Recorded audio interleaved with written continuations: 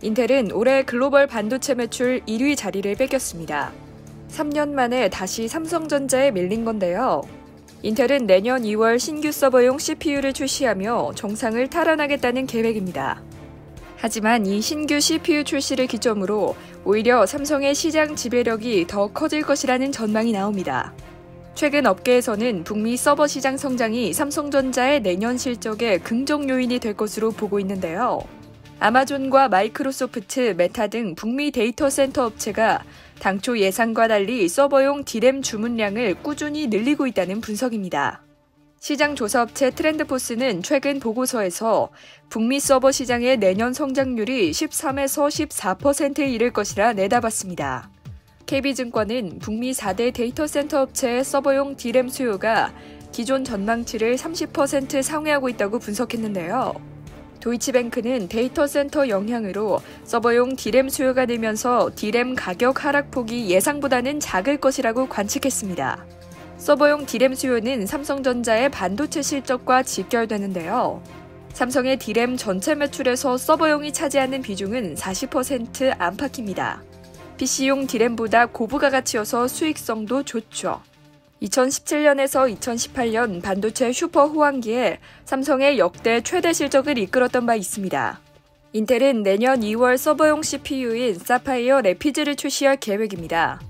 데이터 센터 업체들은 일반적으로 CPU를 새로 채용하면서 D램 모듈을 함께 교체하는데요.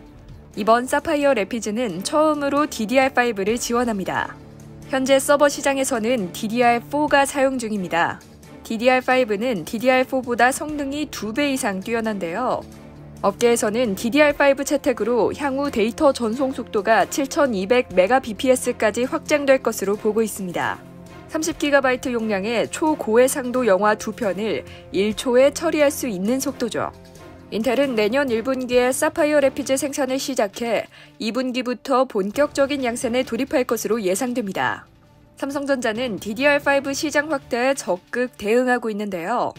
지난 10월부터 업계 최소 선폭인 14나노미터 EUV 공정을 적용한 차세대 DDR5 D램 양산을 시작했습니다.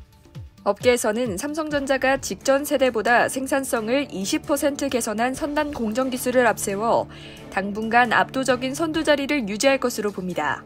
HKMG 공정과 8단 TSV 기술을 적용해 업계 최고 수준의 용량과 데이터 전송 속도를 구현한 512GB DDR5 메모리 모듈 개발도 완료한 상태입니다. 시장 수요에 따라 적기에 상용화할 계획이죠. 삼성은 상용화 시기를 두고 인텔과 긴밀히 협력하고 있는 것으로 알려졌는데요. 이 제품 개발 완료 당시 캐롤린 듀란 인텔 메모리 앤 IO 테크놀로지 총괄은 처리해야 할 데이터 양이 기하급수적으로 늘어나면서 차세대 DDR5 메모리의 중요성이 대두되고 있다며 사파이어 래피즈와 호환되는 DDR5 메모리를 선보이기 위해 삼성전자와 긴밀하게 협력하고 있다고 밝힌 바 있습니다. 이상 여의도 튜브였습니다.